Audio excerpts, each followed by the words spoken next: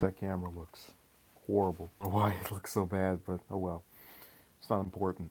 Now, a couple of days have passed since the beginning of this controversy over the family separations, and people have been complaining, they've been ranting, uh, they've been raving, and this has come from both parties, people that identify as Democrat, as Republican, and I'm a person who condemns this policy as well. Difference is that in most cases, I try not to be a partisan hack and complain about Democratic individuals using this. Not to just be upset with Trump. Let me say hello to Envoy. That's designed to effectively say that we have to get to a point where there are certain positions that we back and we don't discredit or credit someone based off of their political party. Take, for example, my current senator, Harris, who is terrible to put it lightly, indicated her support for ICE and said, oh well, they deport these immigrants that go and commit these violent crimes, and oh, if they're not around, who's going to do this? Even though we function properly with having regular cops and officers conduct investigations. So that her whole argument was retarded, but it was something that scared me because she sounded like Trump in saying that her position was very skewed to his, and thereby I got concerned and said, well, this isn't really any different. So I'm gonna read this article. Well, there's two articles, but one of them is more important than the other, and then we'll get into discussions about it. President Trump on Wednesday signed an executive order intended to end family separations in the U.S. southern border, a partial reversal of his hardline stance on legal immigration. Trump told reporters in the Oval Office before signing the document that his zero tolerance policy against illegal border crossing will remain in place, but the order will allow children and their parents to remain together while in custody. We're going to have strong, very strong borders, but we're going to keep the families together, Trump said. I don't like the sight or the feeling of families being separated. So that order was something that he didn't want to do, but that he was pressured to do from people of both parties. And it still doesn't solve, every issue relating to that policy, but it's a step in the right direction. And I'm willing to give credit again when it's deserved, even though there was pressuring to get him to do it. But still something he did that was decent. So a point for him. I'm more so here to talk about the almost incredulous, let me say a little Dirk, viewpoints that people have when it comes to just all of these issues. See what's happened in the last couple of in the last year and a half, the 18 months that he's been around, is that a lot of people are just now finding out about certain policies. So, for example, if you go on Fox, they've actually talked about Obama deporting um, hundreds of thousands of people, which is correct. But even with that occurring, a lot of liberals go and pretend he didn't do that. It was just this bouquet of rainbows, and Obama was there to help everybody out when nothing could be further from the truth when it came to his immigration policy. But I was very satisfied with the idea that at least now people were starting to pay attention to certain things that because someone that they thought their views aligned with was in power, they either ignored or didn't think about. And a lot of times it's because the issue is not stressed to you. So there's an actor. His name is Peter Fonda, and I've literally have only heard of him maybe two or three times ever prior to today. Who wrote a I think pretty disturbing tweet this morning, and a lot of people agreed with me, so much so that the Secret Service was actually contacted by the office of the First Lady, um, and I'm gonna read it right now. Again, this is the actor Peter Fonda on Twitter. He says, "We should rip Barron Trump from his mother's arms and put him in a cage with pedophiles, and see if mother will stand up against the giant a-hole she is married to 90 million people in the streets on the same weekend in the country. F word. So very outraged, very angry, and I don't know what alrighty then is responding to Dirk. The comment above you, or just this whole story. Uh, yeah, and this, but Envoy, I'm really in a way I'm kind of glad that I can highlight because a lot of times when I make those little videos talking about some story or some kind of moral issue that I think we're lacking now. I When I talked about in that video, I don't like you, so now I don't like your mother or your daddy. It was designed to show you that people have a problem, and it's guilt by association. Um, for example, a lot of people, if you asked them, "What do you think of Trump's father?" would say, "Oh, he was racist, yada yada yada." Um, but if you were to ask them that 3, 4 years ago, before Trump's political views were really pushed all the way and highlighted, they wouldn't have thought that way. Um, at least not to the extent that they will since he took office. Uh, and it's the same thing with Barron. We have no way of knowing what this child's positions on these issues are, and he has no way of controlling his uh, father's administration. And yet somehow, this 12-year-old boy is the subject of this, more than middle-aged man's incessant tweets trying to get back at his father. So it goes along with the theme of that video, which is just, again, guilt by association. It doesn't matter what you yourself did. If your father or son or whoever decided to enact some policy that somebody didn't like or said something someone wasn't in favor of, you now bear the brunt for every comment that they have made. That was why you had that woman 2 months ago dancing on Barbara Bush's grave. She wasn't upset with her over anything she'd done directly. It was just, I don't like George W. and he's not deceased, so let me, go after his mother. So it follows that same line of thinking.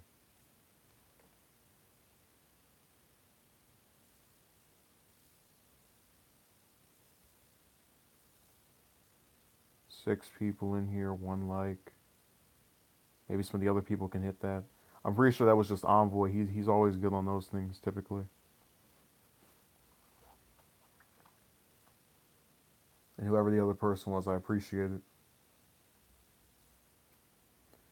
Yeah, it's funny. Sometimes when you sit here and you watch, and I guess that's kind of what the good thing of streams. You can just go and speak about something live and as it's happening, and more often than not, get the raw reaction as opposed to me sitting there and speaking and then editing it or putting it up uh, after recording it.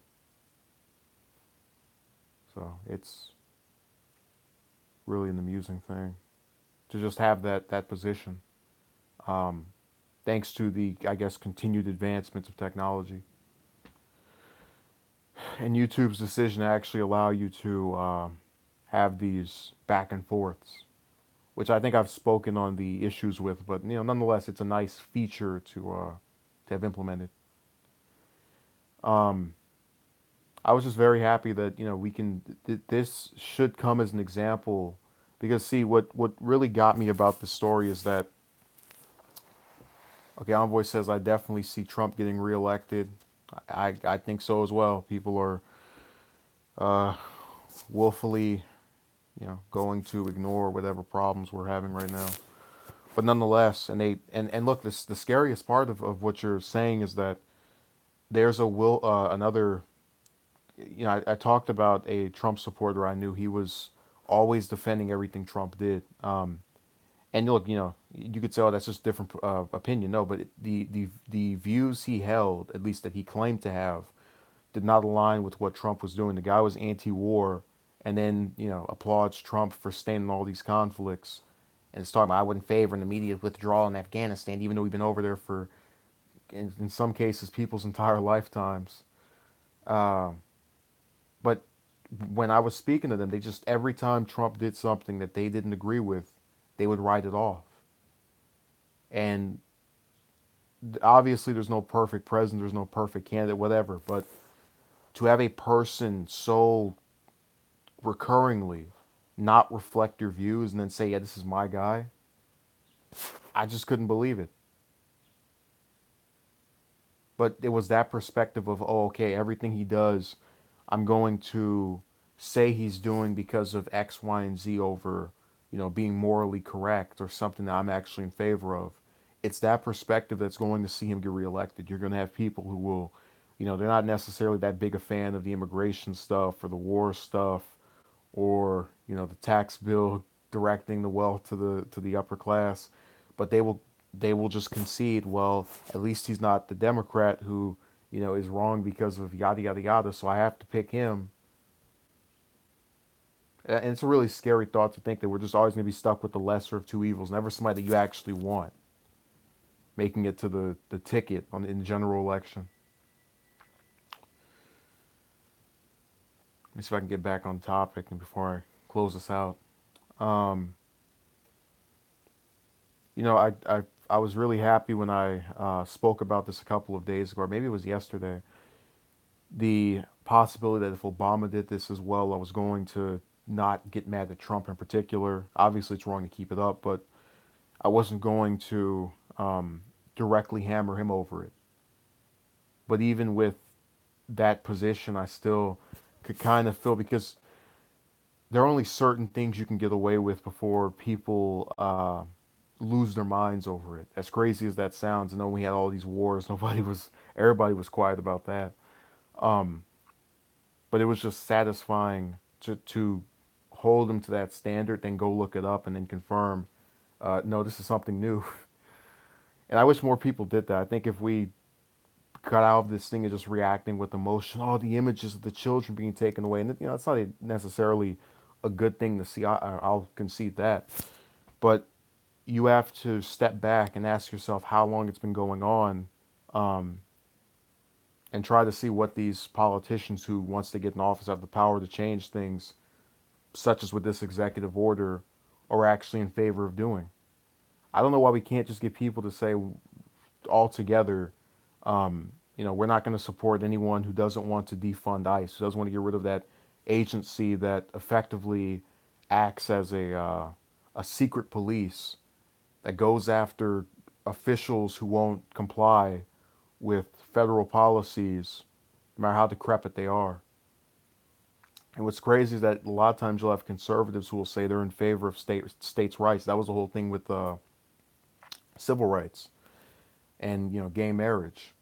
But then when certain officials in certain states say, "Hey, we're not going to, um, you know, fork over all of these illegal immigrants who aren't, causing any recurring and national threats and just are trying to get asylum," suddenly you're all for the federal government intervening. It's hypocritical. Envoy says it shows the public are easily influenced. You show a crying child invokes emotion, people will not look into the deeper issue. Um, Dark says this will probably be set aside with maybe a month, with the minimum being done. Oh yeah, people, they don't stay on issues for that long. That's why after the net neutrality vote, people just, everybody left it alone.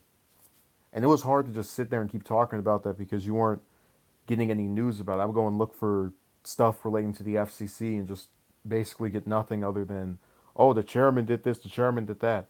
So in a way, I kind of get it. The other part of me says, you know, 2 years isn't that long a time to wait for an election. And I can already picture a lot of the people who are so grossed out and disgusted with this, position or issue of families being separated by ICE are not going to look up what is the position of their representatives on ICE. I know one of my senators likes that group.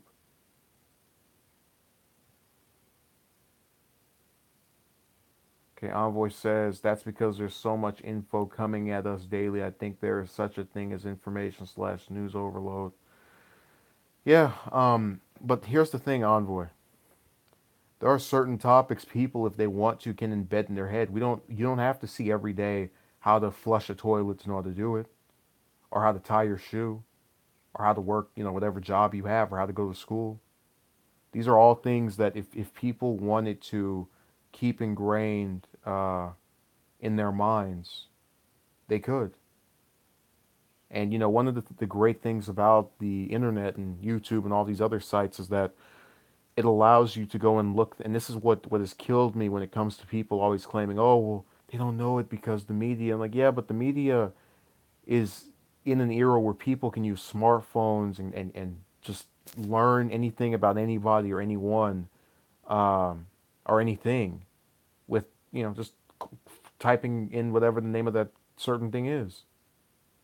And they choose not to. And this is going to keep hurting policies and just the way we're governed until the end of time.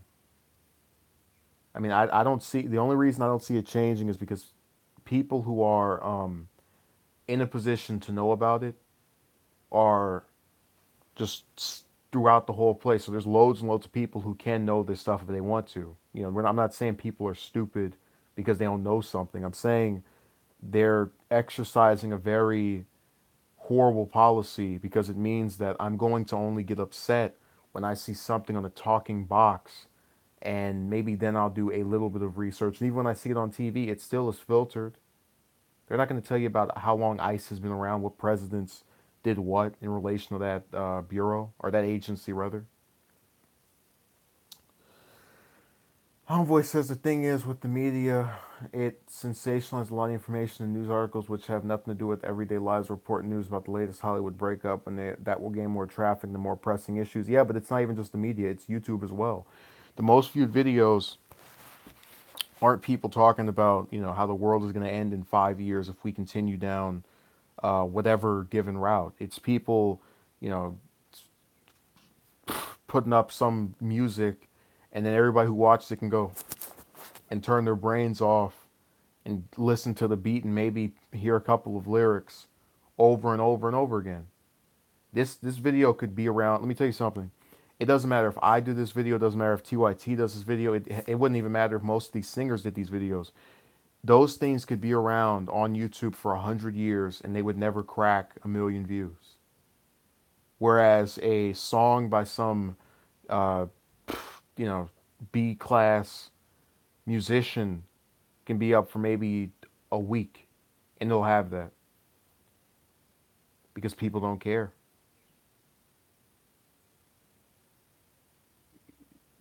Do I do research into the universe, space, afterlife? I think I already talked about afterlife in the inevitable faith stream about 2 or 3 weeks ago on death. So you can go over there and check that out. Um, so I hope that I thank those who participated. I'm going to go do some other things.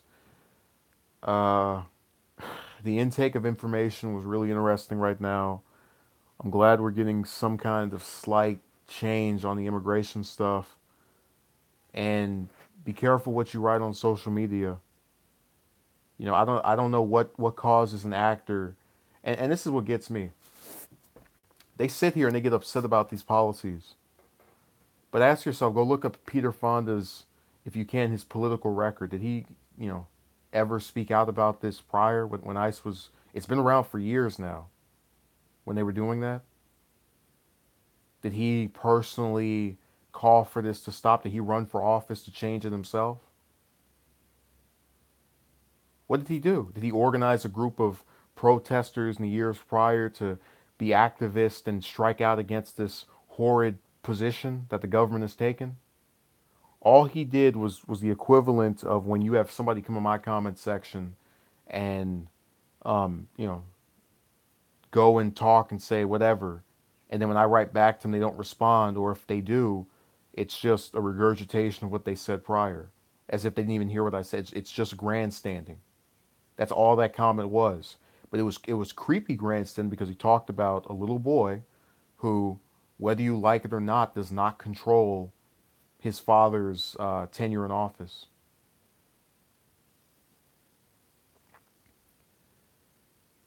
Envoy says, "LOL, he didn't do any of that." Derek says, "Or does Peter need new eyes on him?" Evidently. Envoy says, I would love to see the day-to-day operation of a president and see what goes on behind closed doors. I'll tell you what doesn't go on behind closed doors. A person who stops the chief executive, at least this has been going on for 20 years, from getting cash from corporations and other special interest groups that seek to divert that person in that high position from actually doing things for those that are suffering. I'm telling you, in a country where half the population can afford a $1,000 emergency, immigrants seeking asylum is not the main priority. It isn't. And the majority of our murders and various crimes committed by people who are born here, just get out of here with that. So thank you for watching. I'll have something else up obviously tomorrow. I appreciate it.